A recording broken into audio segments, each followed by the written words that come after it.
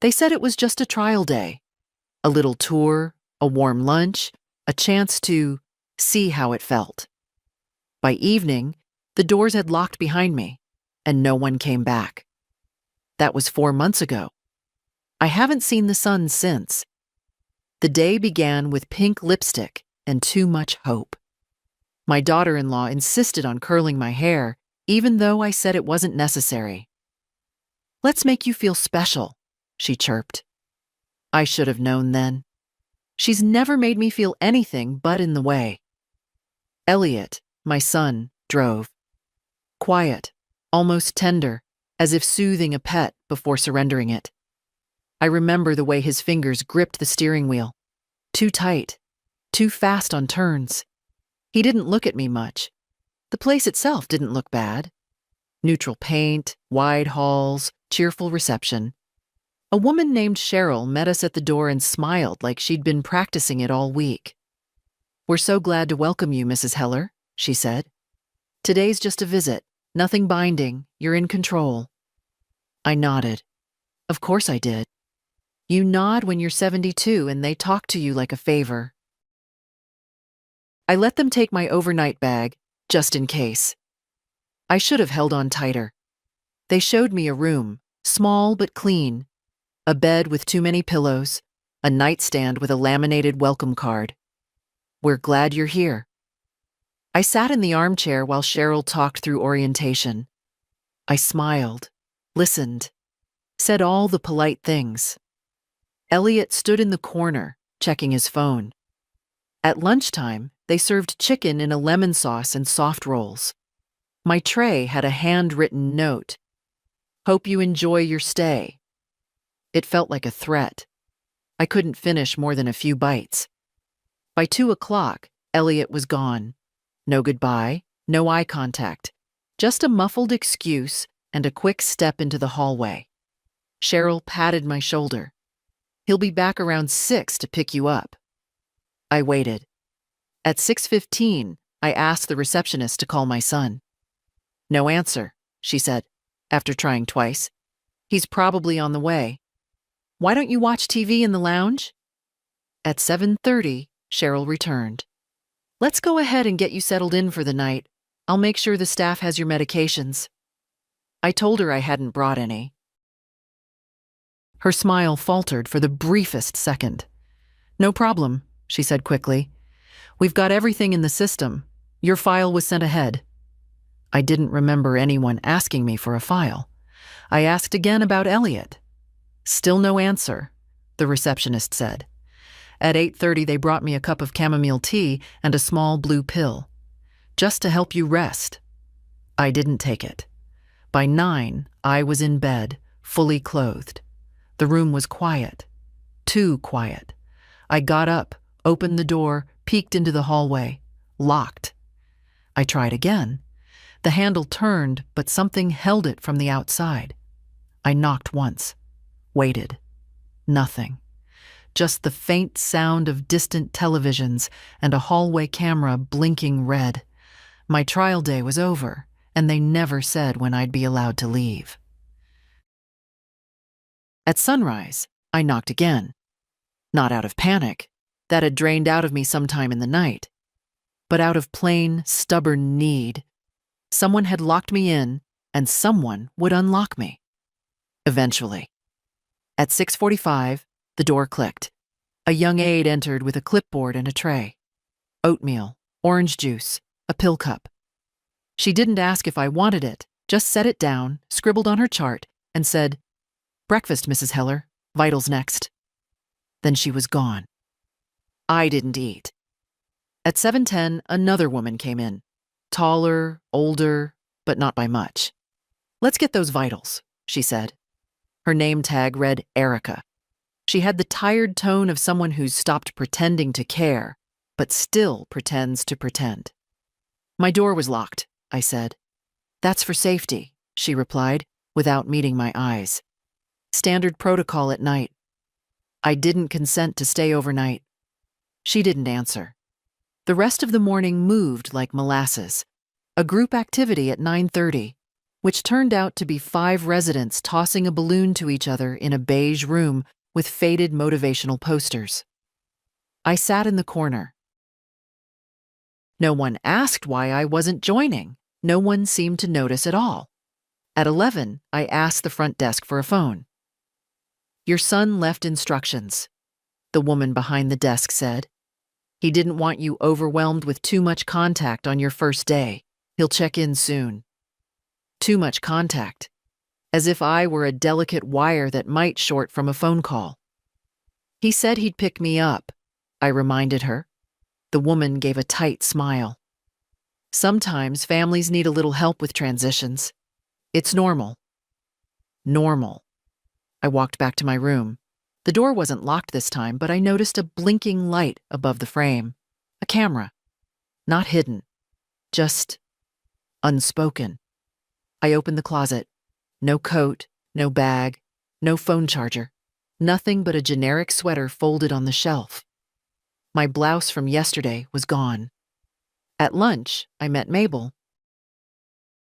She was 84, wiry as a cattail, with sharp eyes and a sharper tongue. "You knew?" she asked between spoonfuls of pea soup. "Apparently," I said. "Trial day?" I nodded. She snorted. "That's what they told me 3 years ago." That was the first crack in the surface. The first real breath I'd taken since arriving. "Did you agree to stay?" I asked. "Don't remember agreeing to much," she said. "One day I was visiting. Next, they were telling me I'd been declared not safe alone. My daughter signed the papers." "Papers?" She nodded. "They keep them ready. People come in on visits. Some never leave." The soup turned to lead in my stomach. At 2, a woman named June from Resident Services stopped by. "We're reviewing your care plan," she said. "You'll meet our house physician tomorrow for a simple evaluation." "I want to leave," I said calmly. Her smile never wavered. "Of course. That's always an option. After the evaluation, and once we confirm capacity. The first few days can be disorienting." She left me a folder.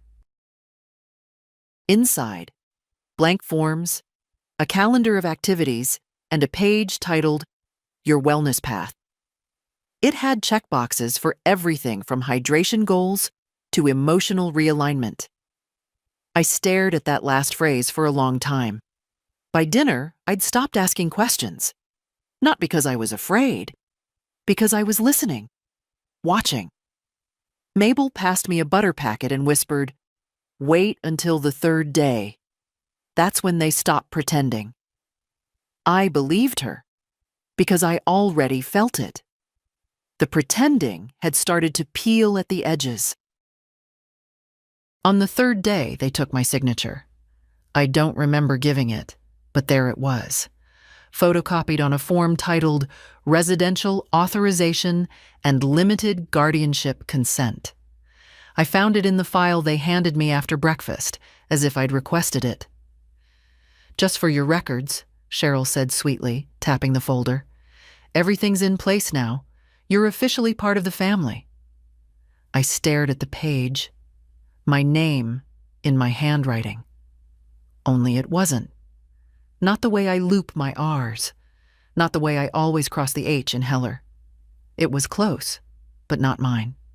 Like a song played just a little off-key. "You had me sign this?" I asked. "Of course. On your first day," she replied. "You were a little flustered, but we reviewed everything. It's all standard." I opened my mouth and closed it. I knew better than to fight with a mask. And Cheryl's smile was just that, a mask made of teeth and pink lipstick. Later, I asked Erica if she'd seen me sign anything. She hesitated, just a beat too long. "I'm not involved in intake. Sorry." "Of course not. I didn't bring it up again."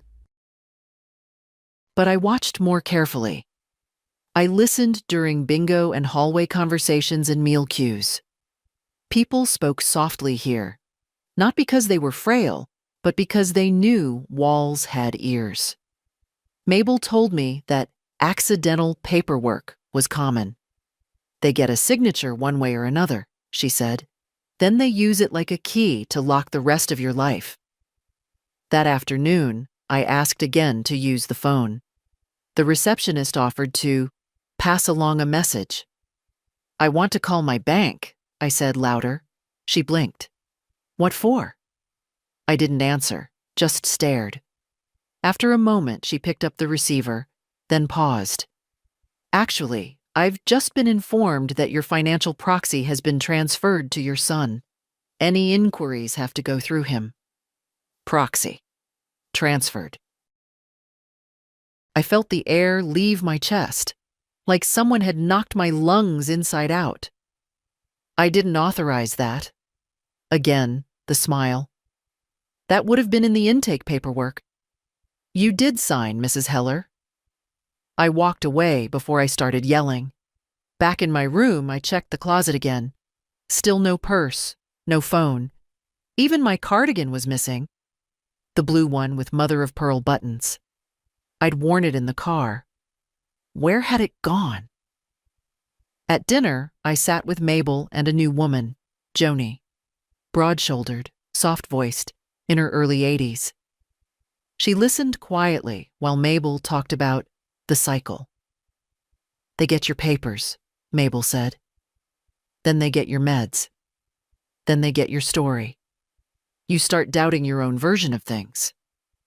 That ever happened to you? I asked Joni. She looked at me for a long time. They told me my daughter stopped calling, said she moved to Arizona, sent a card from there myself once. She never got it. Found it later in the staff break room. We all sat quietly for a moment. Somewhere down the hall, someone was crying. Not loud.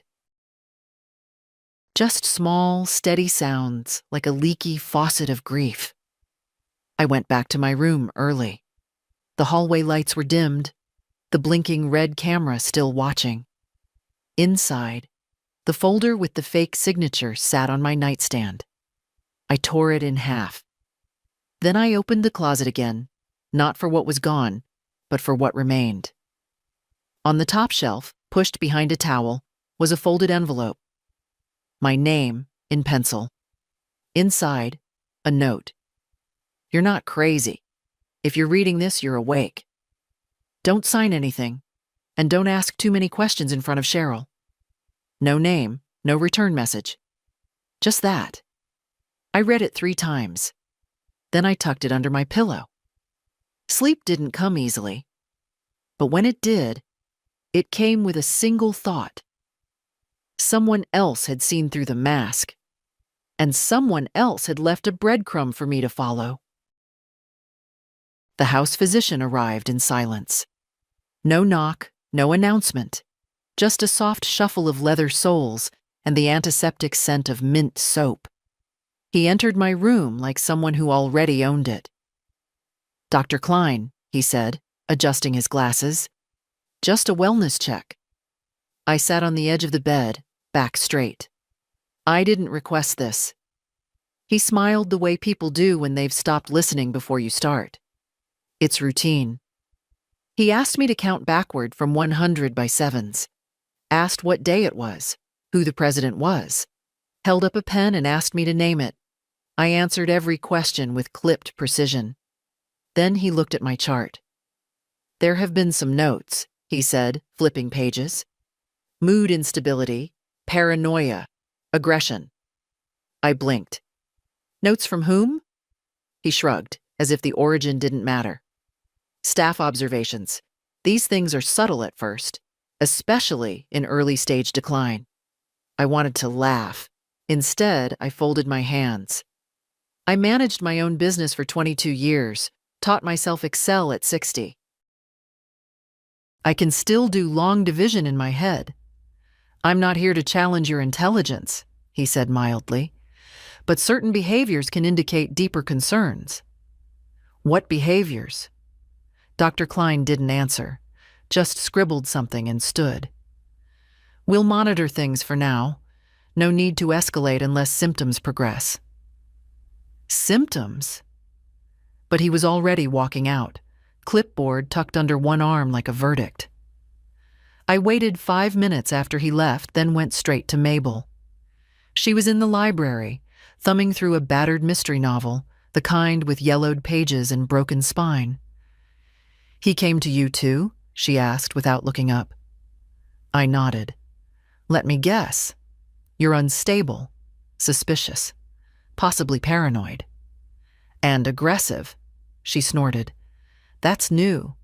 I usually just get resistant to treatment." Joni joined us a few minutes later. She had something folded in her sweater sleeve, a copy of the resident handbook she'd managed to keep from her intake. She slid it across the table. "Page 19, she said, Section 3B. Medical evaluations used to recommend temporary guardianship extensions. If 2 staff members submit behavioral concerns, the doctor can sign off on increased oversight." "And oversight means?" I asked. "No phone, no money, no rights," Mabel said. "Until they say otherwise."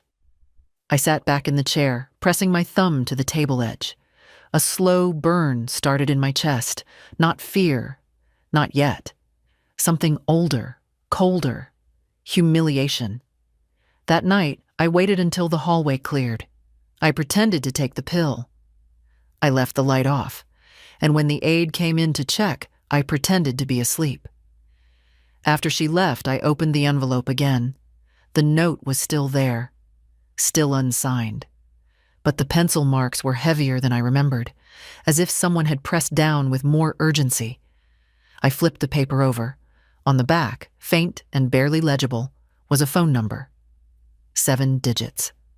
Local exchange. No name. I didn't have a phone, but maybe someone did. And maybe, just maybe, I wasn't as alone in this place as they wanted me to believe. It took me 2 days to find the phone. Not because they were hidden. Quite the opposite. Staff carried them in plain sight, strapped to belts, slipped into pockets, blinking in hands as they scrolled between rounds. It was the residents who weren't trusted with them. But Barbara had one. She was 91, partially deaf, nearly blind, and the niece she hated sent her a phone so I could FaceTime and see her Botox. Barbara never answered it, didn't know how. She kept it in a ceramic candy dish under her bed. I learned this on a Wednesday afternoon when she mistook me for her sister and told me everything she hated about Florida, where her niece lived. Too flat, too wet, too many golf carts. After that, I started visiting her every evening, not with questions, just small talk, company. I earned the right to sit close enough to the bed to slide my hand under the candy dish. Thursday night, while Barbara snored, I took the phone. It was ancient, thick, no passcode, battery at 11%. I tiptoed back to my room and dialed the number from the envelope. 1 ring, 2, 3. "Hello?" A woman's voice, low, guarded. I hesitated. "My name is Edna Heller. I found your note." Silence. Then, "How many pillows on your bed?" 4. "Too many." A soft exhale. Relief. "Good," she said. "You're awake." Her name was Nadine. She'd been here 2 years ago. Same room, same folder, same fake signature. Her niece had used a fabricated diagnosis to claim guardianship, emptied her accounts, then left the country. Nadine had fought back, documented, called, filed. But by the time she was discharged, the damage was done. She moved to New Mexico, started again with what she had left. Before leaving, she hid notes. "I hoped someone would find them," she said. "You're the first who did." I told her about the forged signature, the proxy, the false diagnosis. "You need eyes outside," she said. "Someone not on their payroll." "I don't have anyone, not anymore." Nadine was quiet a moment. "Do you remember your banking institution?" "Yes." "Then listen. Tomorrow, ask to check on your automatic insurance renewals.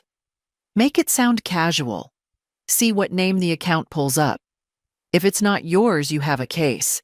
If it's his, your son's, you've got proof.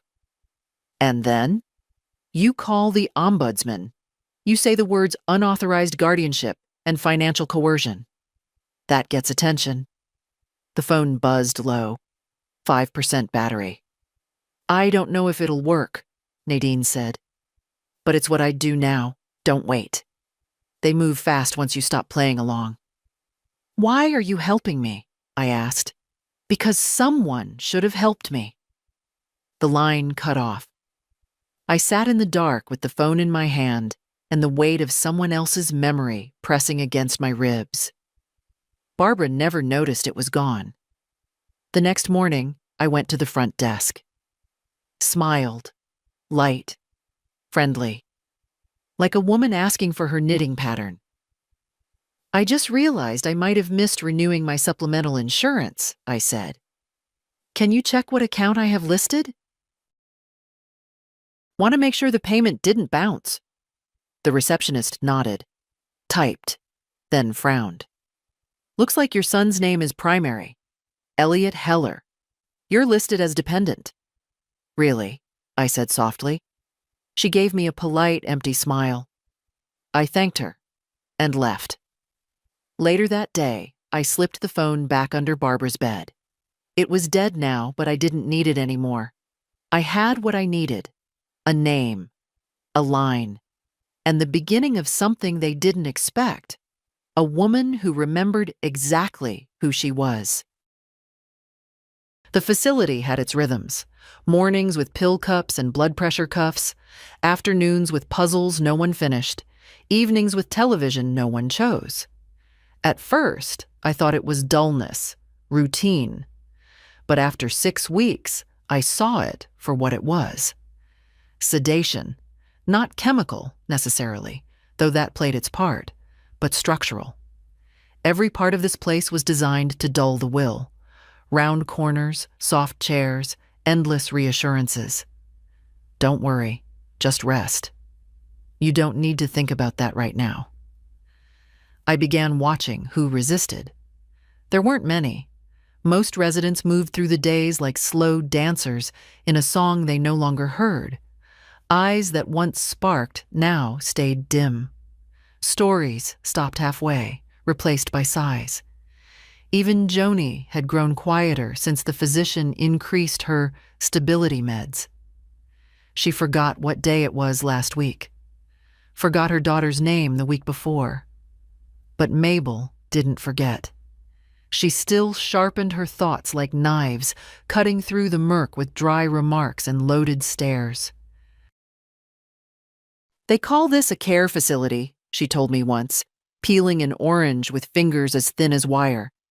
But really, it's a vault, except the gold's still breathing. I started keeping notes. Tiny ones. On scraps, I tore from the backs of activity flyers. I wrote down names, shifts, changes in medication, who locked the doors and when. I tucked them behind the lining of my slipper. They never checked the slippers. On Tuesday, I saw Erica slipping a brown envelope into Cheryl's office. She looked tired. Not the kind of tired that comes from work, but the kind that comes from biting your tongue too long. When she saw me, she froze. Our eyes met for a second too long.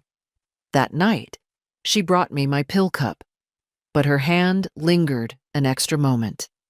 Inside the cup, beneath the tablet, was a Post-it note folded to the size of a coin. I waited until she left, unfolded it slowly. Find the intake signature sheet. Bottom drawer, Cheryl's desk. Not locked. My hands trembled, not from fear, from something else, like old adrenaline waking up in my veins. The next morning, I pretended a headache. Skipped balloon circle. Waited until 10:30 when Cheryl took her smoke break on the back porch. I counted 30 seconds after the door clicked. Then I slipped into her office. It smelled like peppermint and toner. The bottom drawer was heavier than I expected. Inside, files, tabbed folders, Post-its, a laminated floor plan. I found the intake packet with my name. There it was, page 3, signature of resident. The scrawl was mine in name only. I took a deep breath and slid the whole page into my waistband.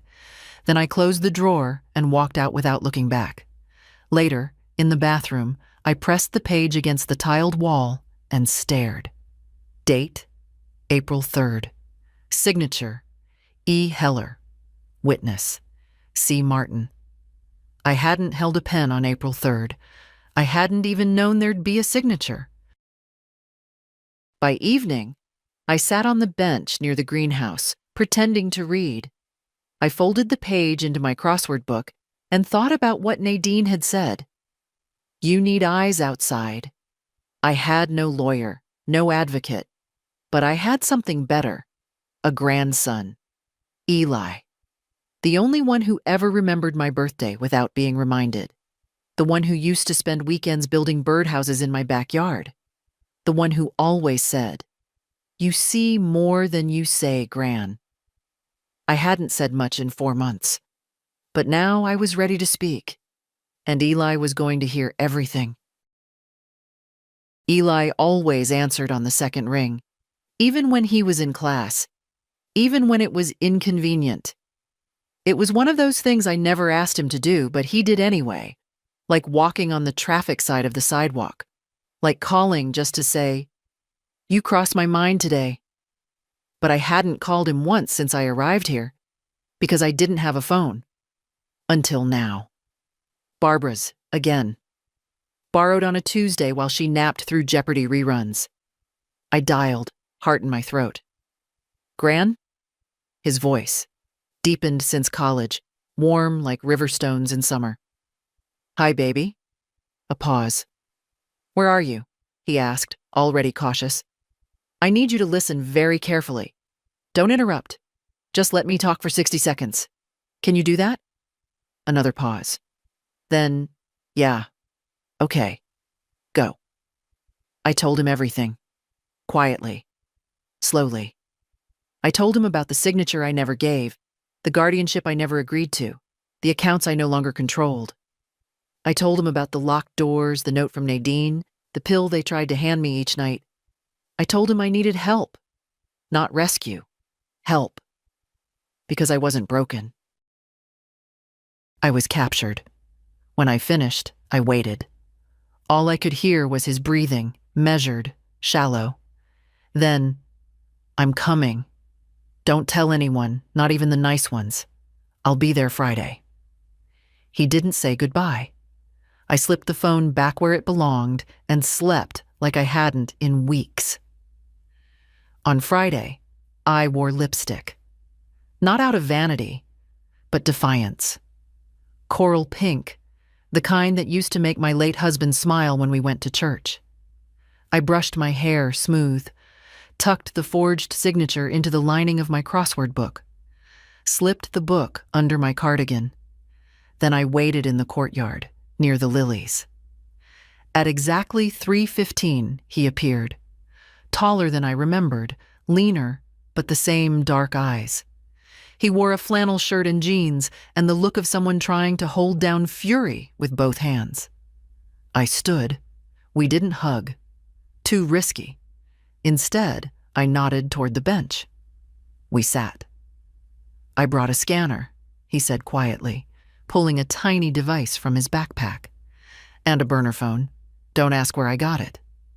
I wasn't going to. He scanned the page, took 3 photos of it, then another of my ID badge. I've already spoken to a legal aid volunteer, he said. They're waiting for this. Once I send it, it triggers a formal inquiry. There'll be paperwork, a review board. You'll be contacted within a week. And if they try to bury it? He looked me in the eye. Then we make noise. The wind stirred the hem of my sleeve. I felt suddenly very tired. Gran, he said gently, how did you last this long? I smiled. They underestimated the wrong old woman.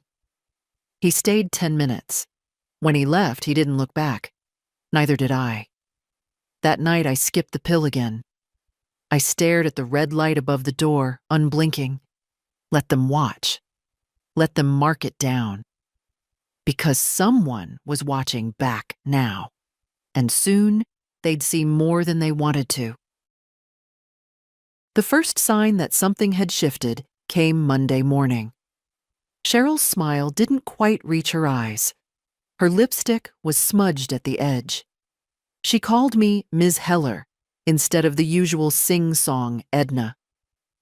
It was subtle, but after 4 months in this place, I'd learned to read tremors beneath the surface. At breakfast, Mabel leaned close and whispered, "Someone's pacing behind the scenes." "How do you know?" She tilted her chin toward the hallway. 2 suits in admin already today, and Cheryl's been on her 3rd coffee since dawn. I kept my face still, but inside something stirred. It was working.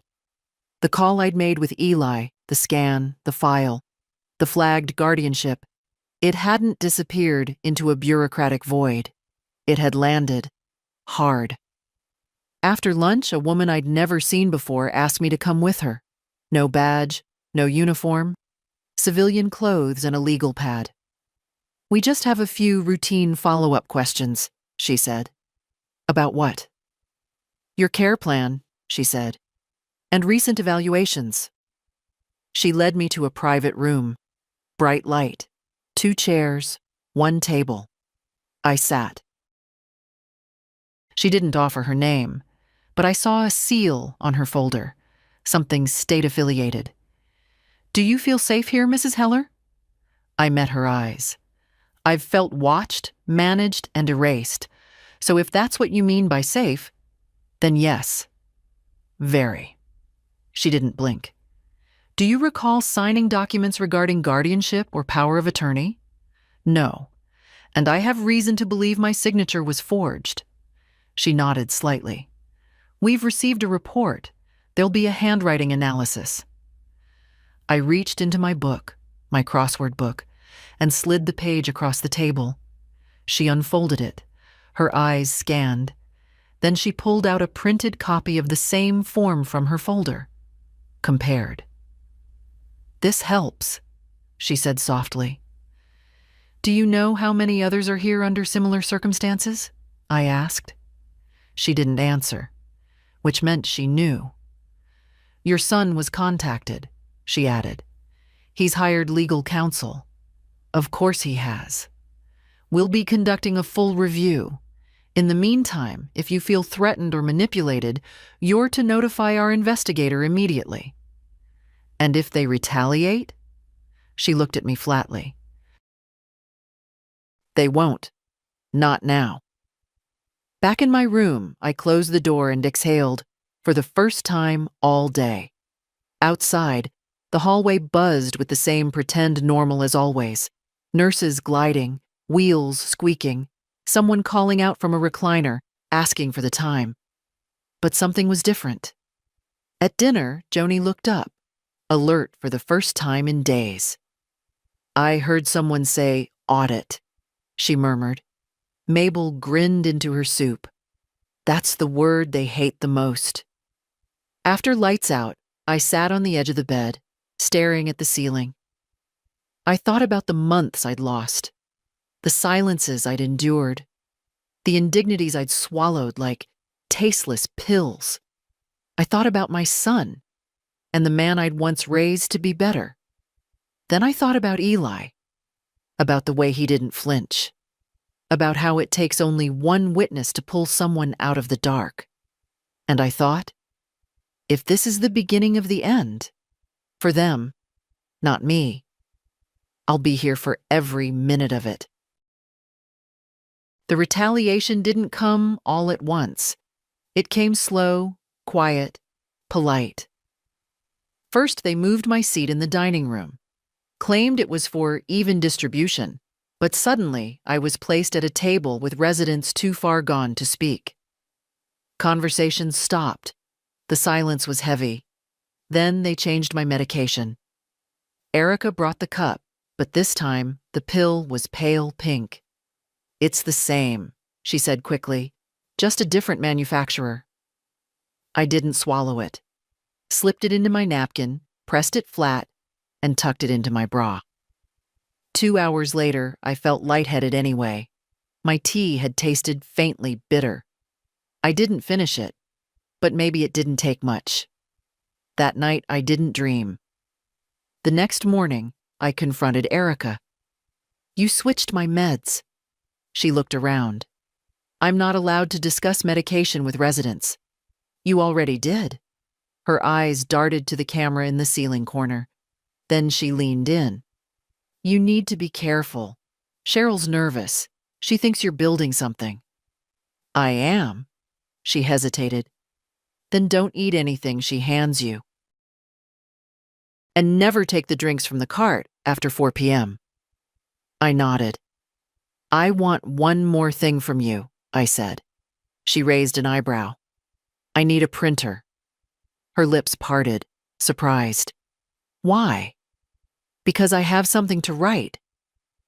The next evening, tucked in a cart of jigsaw puzzles no one touched, there was a battered printer, scuffed but functional. No ink cartridge, but Erica slipped me one the next morning in the cover of a gardening magazine. I waited until lights out. Then I plugged it in, printed one page at a time, careful to keep the volume low. 4 copies, each one titled. They told me it was just a trial day, what really happens inside the Linwood facility. I wrote it like a witness. Just facts. Dates, names, timelines, the locked doors, the false diagnosis, the guardianship fraud. No drama, just truth.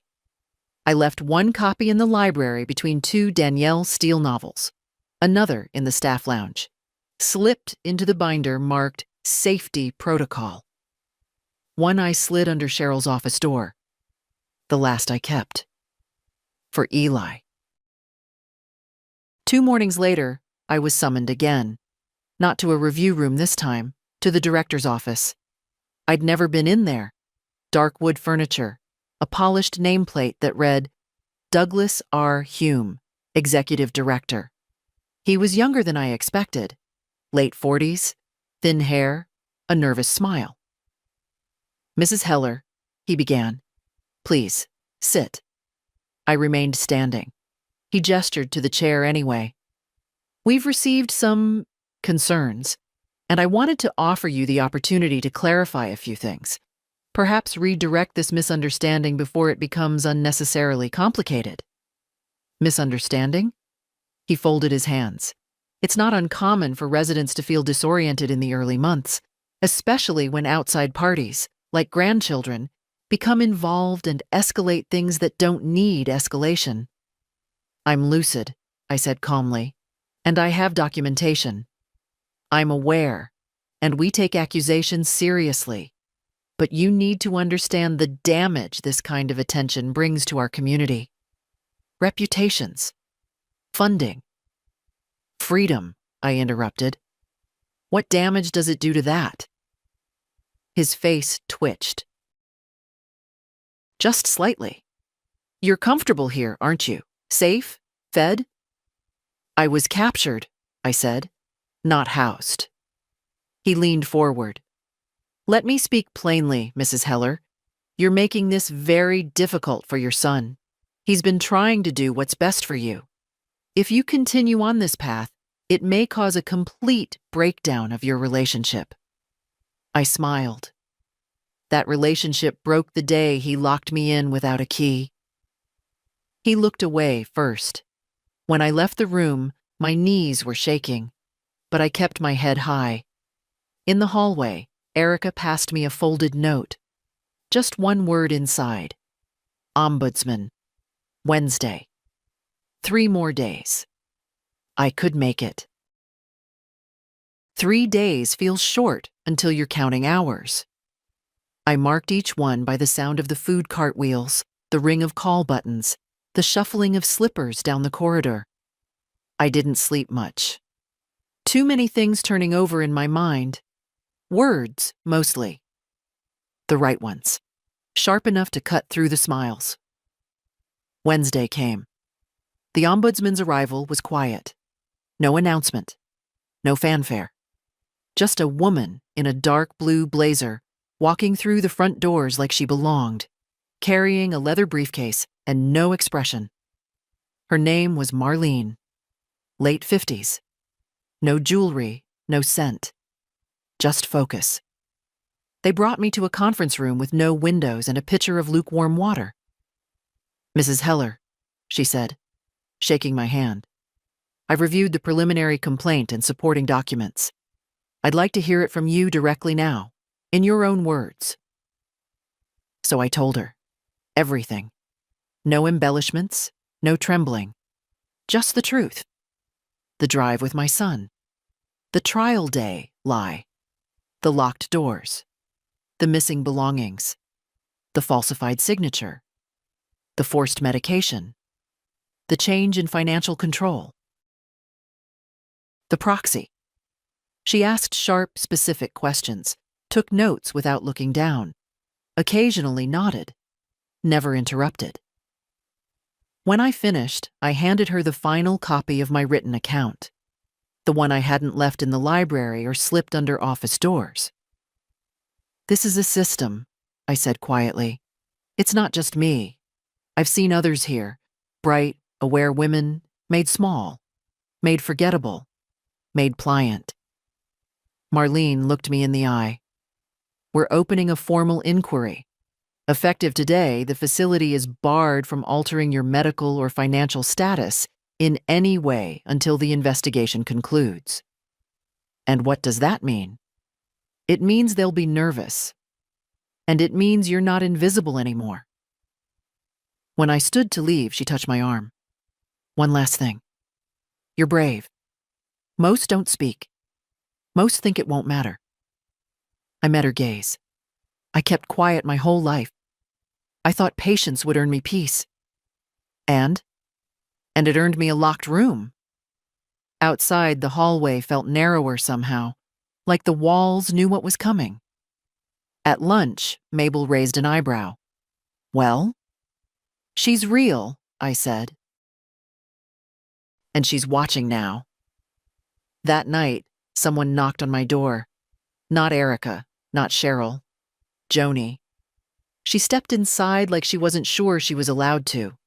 She held something in her hand. A postcard. Faded beach photo on the front. Printed in crooked cursive. "Greetings from Tucson." On the back. "Wish you were here. Love, Lila." "My daughter," Joni said. "It arrived today. First one I've seen in months." I looked at the postmark. It was dated 8 weeks ago. "It was held back," I whispered. Joni nodded. Her eyes were wet, but her voice steady. "You shook something loose." I reached for her hand. We sat in silence, not sadness, recognition. By morning, the whispers had started. In the lounge, the garden room, the dining area. She's not just another old woman. They're finally looking at the paperwork. They're scared now. And they should be. Because I wasn't done. Not by a long shot. It was Friday afternoon when Eli returned. He didn't come through the front this time. Too risky. He came through the side garden gate, where the delivery vans parked and the cameras rarely glanced. I saw him through the window by the West Wing corridor, his face half-shadowed under the brim of a baseball cap. He mouthed one word, "Now." I slipped out quietly, arms steady, heart hammering. Outside, the sky was gray, but it was open. No ceilings, no fluorescent lights, just sky. 4 months without sunlight, and even the muted light made my eyes ache with relief. We ducked behind the brick wall by the maintenance shed. "I only have 10 minutes, he said. "They'll notice I'm not on the log." I nodded. "That's enough." He handed me a slim envelope. Inside, printed emails, a typed affidavit, and 2 notarized forms. One revoking the unauthorized financial proxy, the other requesting a full re-evaluation of my cognitive status by an independent specialist. We found the lawyer who did the guardianship paperwork, Eli said. He's, let's just say, friendly with Cheryl's brother. It's a web. But it's unraveling now. And Elliot? Defensive? Says he trusted the professionals. Claims he didn't realize what was happening. But his name's on every form, every transaction. He didn't trust me to live alone, I said softly. But he trusted a stranger to take my freedom. Eli's jaw tightened. You'll be out within the month. They can't hold this up much longer. I'm not the only one, I said. I know. He looked at me, then really looked. Not like I was someone's mother or someone's problem, but like I was still whole, still here. I used to think strength was loud, he said. But I've watched you. You never needed volume. We hugged, quick and hard. Before he left, he pressed something into my palm. A phone. Small. Prepaid. With one number programmed in. His. For when it happens fast, he said. Then he was gone. Back inside, I slipped the phone into my slipper. No one checked slippers. By dinner, the tone had shifted again. Cheryl wasn't on duty. Erica looked relieved. And Mabel? Mabel raised her glass of lukewarm tea and said, "To the woman who made the walls nervous." We clinked cups. After lights out, I sat by the window with the phone in my hand. I didn't call anyone, just held it. The weight of it, small, silent, felt like something I hadn't had in a long time. Agency. Outside, the night buzzed with distant traffic and wind. I watched the trees sway, thought of all the women who had been tucked away here, folded into silence, smoothed out like wrinkles no one wanted to look at. They were wrong about us. We didn't disappear. We waited. And then we stood up. They called it a conversation. That's how Cheryl phrased it when she knocked on my door Monday morning. 2 quick raps, no warning. The director would like to have a conversation with you.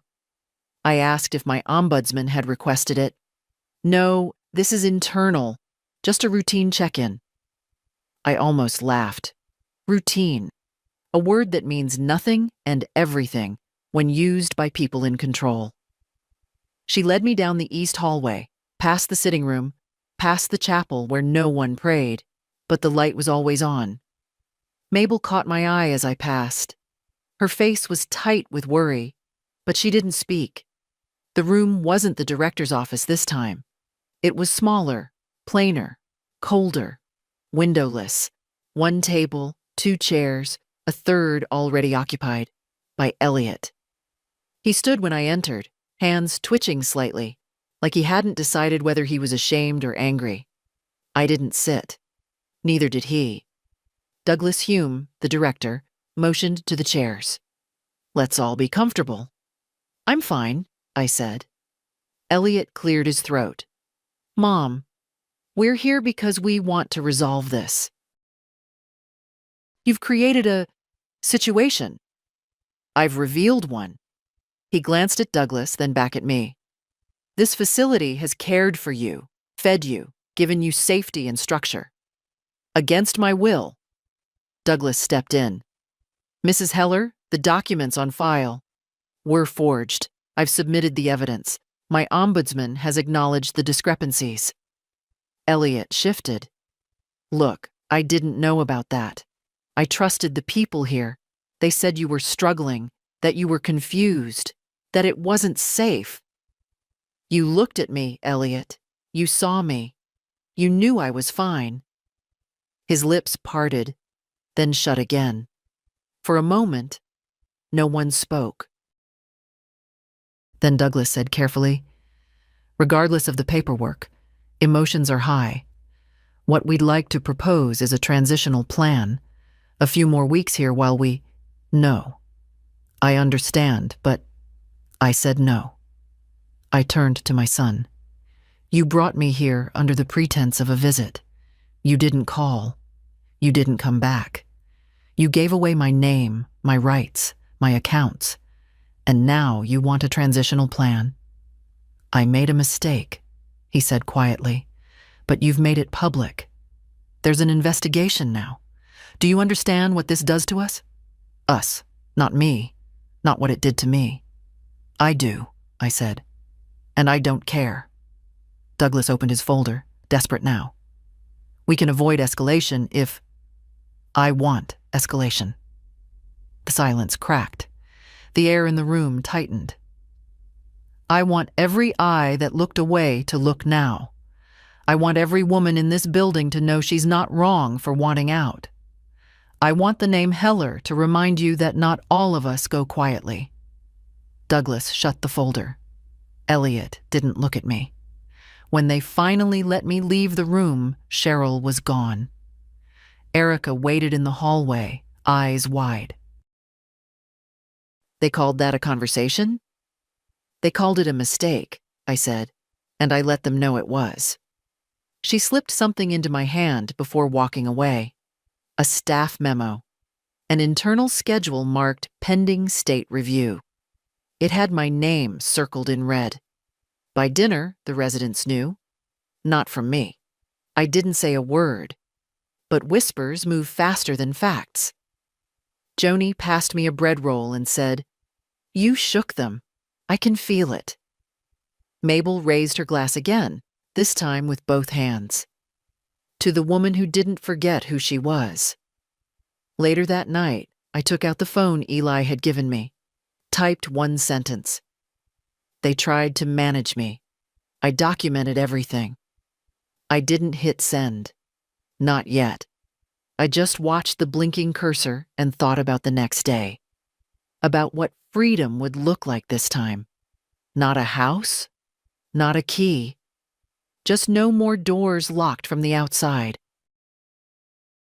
Tuesday began with gloves, not the latex kind. White cotton, worn by two men from compliance services, as embroidered on their navy polos. They moved quietly through the west hallway, checking locks, scanning badges, taking photos. One knelt to measure the door width of Joni's room. Another stood outside the medication cart, scribbling furiously. By 10 a.m., the staff lounge door had been propped open. By 11, Cheryl's office had been emptied. Erica passed me in the hall without speaking, but tapped twice on the side of her clipboard, like a drumbeat only I could hear. It's happening. At lunch, a new nurse handed me my tray. Her name tag read, "Temp Staff." No smile, no cooing, just, "Mrs. Heller, chicken or beef?" I chose chicken. I didn't eat it. I sat at my table, the one they'd stuck me at after I made too much noise. But today, someone new had been placed across from me. A woman with sharp shoulders, white braid, and no expression. She looked at me once, then down at her tray, then back up again. "They're opening the files," she said. Not a question. I nodded. My daughter tried the same thing, signature, diagnosis, full proxy. Only she didn't count on the fact that I used to be a forensic accountant. "Your name?" I asked. "Jean." "I'm Edna." "I know," she said. "Everyone knows now." After lunch, I was called into the conference room again, but this time the chairs were filled. 3 people from the Ombudsman's office, 2 from the State Elder Rights Board, 1 lawyer in a tan suit who introduced herself as External Review Counsel. No Elliot, no Cheryl. And Douglas? Not in sight. Marlene, the ombudsman, did the talking. "We've concluded the preliminary phase. Your complaint has been upheld. The facility is in violation of multiple statutes regarding consent, guardianship, and financial delegation. Immediate corrective measures are being implemented." I waited. "There is, however, the matter of your discharge." She looked at me, steady and direct. "You are now free to leave, Mrs. Heller. Effective immediately." I didn't exhale, not yet. You'll be assigned a transition advocate to assist with housing, if needed. Your banking access has been restored. All guardianship documentation has been rescinded. Still, I didn't move. The lawyer leaned forward. You did this. No one else. Then I nodded. And finally, I breathed. When I stepped out of the room, Mabel was waiting near the vending machine. Well? I'm leaving. She looked down, then back at me. You'll write about it? I already did. Good. Someone needs to remember. I hugged her. Not long, not soft, just firm. Real. I found Joni in the garden room. She pressed something into my palm. The Tucson postcard, creased at the edges. I want you to keep it, she said. You remembered me before I remembered myself. Outside, a taxi waited. They offered to send a shuttle. I declined. I wanted something with windows. As I stepped into the sunlight, the driver turned the mirror slightly. Big day? He asked. You could say that. He pulled away from the curb. I didn't look back. I kept my eyes on the sky. Even cloudy, it was wide, untamed. The air didn't smell like bleach or coffee or distant grief. It smelled like wind. My hands shook in my lap. Not from fear, from weightlifting. 4 months. 4 months since the trial day that never ended. Now it had. And so had something else. Whatever version of me they thought they had, compliant, quiet, manageable, that version didn't survive. I didn't leave angry. I left alert. And free. I didn't go back to the old house. Too many locks. Too many ghosts. And Elliot had the keys anyway. Instead, I checked into a long-term stay motel on the edge of town. Nothing fancy. Laminate floors, chipped dresser, a kitchenette that smelled faintly of toast. But the door locked from the inside, and that was enough. The first night, I kept the window cracked just to smell the traffic. The second, I slept without dreaming. By the third, I wrote again. Not notes this time, not reports or warnings, just the truth, as it unfolded now. The feel of plastic cutlery in a quiet room, the way it takes time to trust silence again. The odd thrill of choosing your own bedtime. I sent Eli a photo of my room. He replied, "Not bad for a revolution headquarters. He came by that weekend. We drank tea from paper cups and sat on the floor because the chairs were wobbly." "You're officially off every form," he said. "Bank, health proxy, legal standing, all yours again." "And the facility?" "They're restructuring. Cheryl's under review. Douglas resigned." "You made noise, Gran." "I told the truth." He smiled. We didn't talk about Elliot. There wasn't much to say. 2 days later, I received a letter. Thin, white envelope, postmarked locally, no return address. Inside, a folded sheet of paper and a single sentence. "Thank you for proving we're not invisible." No signature.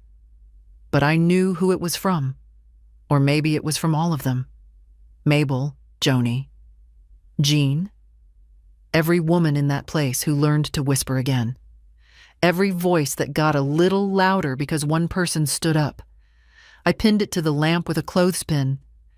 Some mornings, I read it before brushing my hair. That week, I spoke to a woman from a local paper. Eli had arranged it. "Just an interview," she said. "Just background." She asked careful questions. How I discovered the forgery. How I pushed back. What it felt like to lose yourself on paper, but still feel whole inside. I didn't cry. Not because I wasn't moved, but because I'd already shed all the tears I planned to. The story ran Sunday. Page 2. Headline: Trial Day. Turned captivity.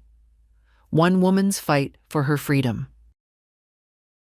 They used a photo of me walking out the front doors of Linwood, head high, cardigan buttoned to the throat. I looked like someone's grandmother, which of course I was, and also someone they never saw coming. After that, more letters came. Typed, handwritten, even one scribbled on the back of a grocery list. My sister's going through this now. Can you tell me who to call? I thought I was alone. I started keeping a file, not for evidence, for them. A quiet map of women waking up. Sometimes I sat in the motel laundry room with my notebook on my knees and answered 5 in a row, my fingers stiff but steady. Sometimes I didn't answer at all, just held them. The weight of each letter reminded me that the fight wasn't over, but I wasn't tired, not anymore, and I wasn't small. I'm not a hero. I'm not brave in the way newspapers like to print. I didn't plan a crusade. I didn't march. I didn't shout in hearings or throw chairs. I just refused to disappear. That's all. It started with a locked door and a lie about a trial day, and it ended with a desk drawer full of envelopes I never expected. Thank yous, confessions, stories written in the corners of receipts and postcards and napkins. Women I've never met wrote to say they believed me. Women I've never met wrote to say they believed themselves for the first time in years. The motel let me extend my stay at half rate when I told them why I was there. The front desk girl started leaving me envelopes at night, no questions asked. Sometimes just flyers, sometimes typed pages with yellow highlights. I think this happened to my grandmother, one note said. I never asked. I answer everything I can. I don't sign my full name anymore, just E.H. People seem to know what it means. Joni got out a month after me. Her daughter flew in from Arizona, crying at the terminal, swearing she never knew. Maybe she didn't. Maybe someone intercepted the calls like they intercepted mine. Maybe guilt and love come wrapped in the same brown paper sometimes. Mabel didn't leave. She didn't want to. She said she'd rather stay and keep the new ones awake. Every rebellion needs someone to stir the coffee, she told me. I'm not leaving these girls to the wolves. So she writes me every Thursday.